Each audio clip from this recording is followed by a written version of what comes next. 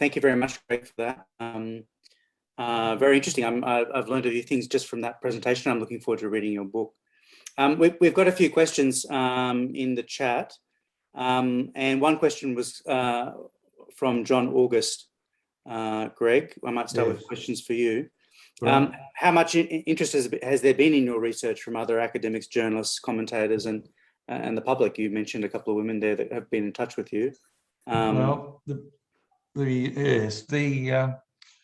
been going for quite some time, and when I was in contact with Professor Wertheim and George Kahin in America in the 90s, Kahin told Wertheim that once my research was published and understood, it would change our perspective of the history of this region, which was a very big compliment for me. And it sort of inspired me to carry on. My research was caused some interest in Indonesia when an early book was published. I was invited to speak in the Indonesian parliament, basically, because of this matter about Freeport. So that was, yeah, some people have disagreed with me. For example, there was a review, it's to do with 1958 rebellion. The 58 rebellion is still described in history books as a CIA failure, but I've called it, no, it wasn't a CIA failure, only it depends what they were after. What I'm saying in the book is that, and all you have to do is read Allison, the US ambassador before Howard Smith came along, Howard Jones, sorry, in 1958, was Allison. And Allison was, he got along quite well with Sukarno. You know? And if you read his book, you'll see exactly what Alan Dulles was doing to make sure he got kicked out. He kicked out the US ambassador so that the CIA could assist in this rebellion in 1958. Dulles wanted to assist, not because he wanted to break up Indonesia, but because he wanted to get a unified Central Army command in Jakarta, and which is what he did. And the other person who helped me reach the right conclusion about what really happened in 1958 was General Nasution himself and Zulkifli Lubis. Both of them told me Zulkifli Lubis was on the rebel side and Nasution was basically Central Army Jakarta side, and both their information, for example, Nasution told me one morning he had 4 telephone calls from the defense attaché in the US embassy urging him to get up to Pekanbaru to see the arms that the big American plane had just dropped. And after 4 telephone calls, he set up a plane, they dropped paratroopers, they picked up the arms, and that basically was the end of the Outer Islands Rebellion in 1 week. But Dulles kept on feeding in small amounts of arms so that it continued on for 2 years. But the reason he wanted to control that rebellion, and he ended it in 1 week basically, was because he wanted the Central Army Command to defeat the rebels, which he did, and by that means he was looking forward. Yeah? He was looking forward to ousting the Dutch, and he was looking forward to regime change. Does that help? Sure, it does, yeah. Just one more question maybe before I move over to the Prime Minister. So given all that history, how much do you think that history, obviously history always has impacts to the present day, but how much do you think all of that sort of hidden history is influencing Australia and the US in terms of how to where Papua now? Influencing the US, influencing Australia, it certainly does. I did interview Barwick, Sir Garfield Barwick, because he was the key Australian person to get Indonesia on side to give Sukarno the go-ahead to go ahead and get US approval to oust the Dutch. Barwick, to my surprise, Barwick and Menzies together were promoting self-determination for the Papuans in the 1961 election, and it helped them to get re-elected. But a week or so later, they turned right around the other way and gave Indonesia, approved of Indonesia taking over Netherlands, New Guinea. And then when I was talking about this with Barwick, I said, well, you're the person responsible in Australia. You're the top person. Huh? And he said, yes, he knows. And he put his hands across his face for about 30 seconds and just went absolutely silent and said, he knows, but he didn't realize they were going to kill so many people. And he just went into sort of a silent state for about 30 seconds. And which I think was very genuine, but it affected me quite a lot. I thought he was, moved by the whole historical tragedy. But he was the one, Australia. Yes, it's affected Australia quite a lot. And various politicians have said it's Indonesia, Australia, and the issue or the subject of Papua, West New Guinea, has really been at the forefront of relations ever since, but it hasn't always been spoken about. It's been under the table. And well, when you get refugees coming down, 43 refugees certainly made it news, but most of the time since 1950 up to today, it's kept as quiet as possible. You know, all the subject and the debate about Papua isn't really becoming part of our media here. It is in Indonesia now, and it is in some other parts of the world. But I think just for the sake of honesty, Australia's honesty with our neighbour Indonesia, it should be understood better and discussed more freely between Canberra and Jakarta. Okay, thanks, Greg.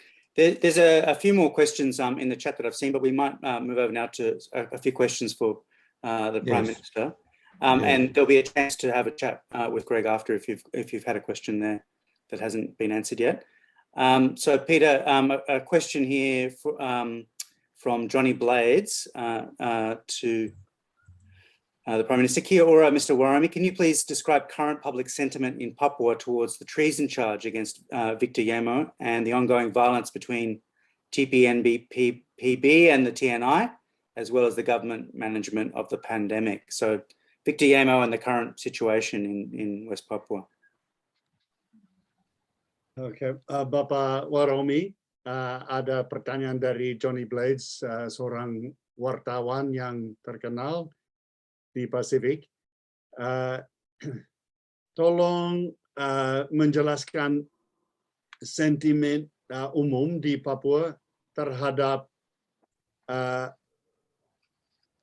charge makar, ya, tuduhan makar terhadap Victor Yemo, terus kekerasan yang berlanjut di antara TPNPB dan TNI, serta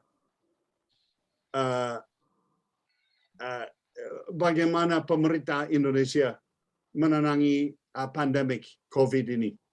Ada tiga hal.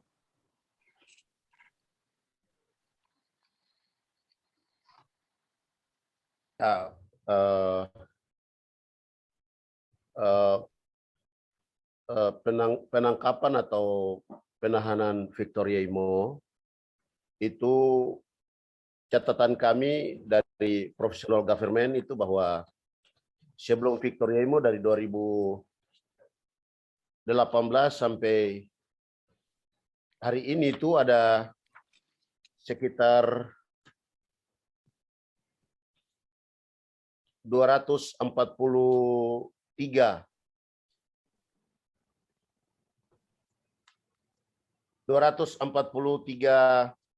korban diduga dari 4 Desember 2018 sampai 2020 itu ada 243 korban, perempuan 38, laki-laki 95, anak 110. Jadi yang saya mau gambarkan bahwa Victor Yemo adalah salah satu victim korban dari rasisme. Dan kenapa dia harus ditangkap? Karena dia salah satu orang yang memprotes Blok Wabu. Blok Wabu itu kandungan emasnya 200 ton emas di Blok Wabu.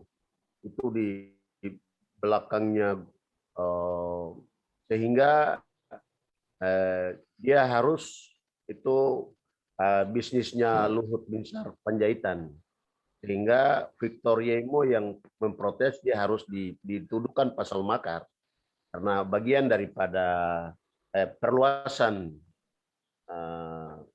perusahaan apa itu Luhut Binsar Panjaitan. Jadi kalau bicara penahanan rasisme, 7 orang sudah ditahan di Kalimantan, dipindahkan dari 2019. Mereka sudah jalani hukuman. Itu berarti apa perbedaan Victor Yemo? Victor Yemo terlibat dalam Agustus 2019 itu peaceful demonstration, demonstrasi damai. Kenapa harus apa itu dia harus dituduhkan pasal makar? Yeah. Okay.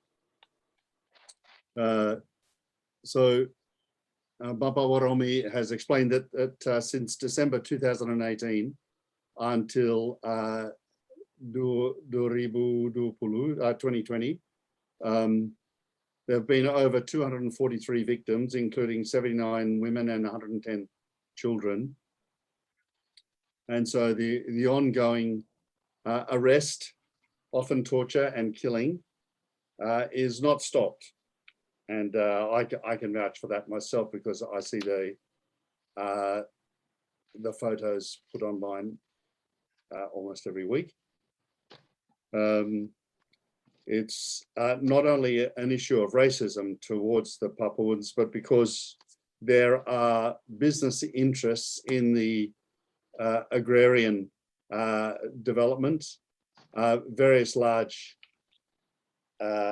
companies involved. I didn't get quite the detail of that, but behind that is an attempt to silence the Papuans, and especially Victor Yemo, one of the leaders.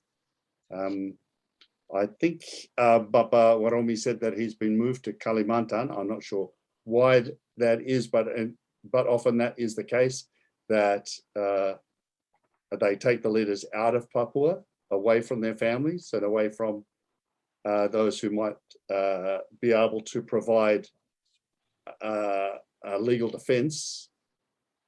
And he was involved in a peaceful demonstration in August 2019. And so from the perspective of the transitional government, this is an illegal and unjust accusation, and also jailing of Victor Yemo. Yang kedua itu bahwa dia dituduh makar juga karena mengkoordinir penolakan otsus, di mana ada 700 penandatanganan menolak perpanjangan otsus untuk 2041, sehingga itu menjadi alasan-alasan strategis militer Indonesia untuk. Dan sekarang sedang mengalami sakit yang serius. Okay. Bapak Waromi, dia berada di Kalimantan sekarang, di penjara di situ atau bagaimana? Di Jayapura. Masih, okay. So he is in Jayapura, but the other reason why he was arrested was and accused of treason was that he was involved in the coordinated rejection by the Papuans of the third phase of special autonomy. And so the military took him out of the way. Yang tidak terima itu bahwa dia ditahan di tahanan kepolisian militer, Brimob, Mobile Brigade. Mereka ditahan di situ. Harusnya dia sudah harus dipindahkan ke penjara sipil, bukan penjara militer. Yes, and so the political nature of this is highlighted by the fact that he is, while he's being charged, he actually has not been put in a civil prison, but he's in a military prison run by Brimob. Okay, thanks, Peter. We're almost out of time, so we might just have one more question. And there's a question here from Leon Zembekis asking about support within the rest of Indonesia for West Papuan independence or other kinds of international support. So what's the current mood in, I guess, in the rest of Indonesia for West Papuan independence or resistance? Sorry, was there any support from the rest of Indonesia for West Papua? Yeah. Yeah. Bapak Waromi, kira-kira bagaimana sikap bagian lain di Indonesia, orang Indonesia mungkin termasuk sipil dan politik atau bagaimana terhadap keinginan orang Papua untuk self-determination? Ada support atau bagaimana? Di Papua ada kelompok yang namanya pro-demokrasi yang sekarang tergabung dalam FRI, Front Rakyat Indonesia. Itu terdiri dari orang-orang atau pemuda mahasiswa Indonesia yang mendukung self-determination, mendukung West Papua untuk dimerdekakan keluar dari Republik Indonesia atas militerisme, kapitalisme, dan oligarkisme yang ada dibangun oleh Jakarta terhadap West Papua. Jadi ada FRI namanya, Front Rakyat Indonesia. Okay, so there's a group called Front Rakyat Indonesia. That's society of Indonesian students and others who are supporting democracy, and they are pro West Papuan independence and also against the capitalistic approach towards what's happened in West Papua especially. So there are some community groups within Indonesia now speaking up and supporting the aspirations of the West Papuans. Termasuk partai-partai politik di Indonesia, koalisi partai politik yang ada di DPR Provinsi Papua, di Jakarta juga mereka desak Presiden Jokowi untuk menyelesaikan persoalan Papua secara damai. Harus menjadi penyelesaian peace solution, ada solusi damai untuk menyelesaikan kekerasan dan kekejaman, bahkan self-determination, penentuan nasib sendiri untuk Barat. Partai Politik Indonesia. Okay, so there is a political party, PPI, that actually supports the resolution of the West Papuan problem. All right, thank you very much, Peter. And thank you both to Prime Minister Waromi and to Dr. Poulgrain for speaking with us today.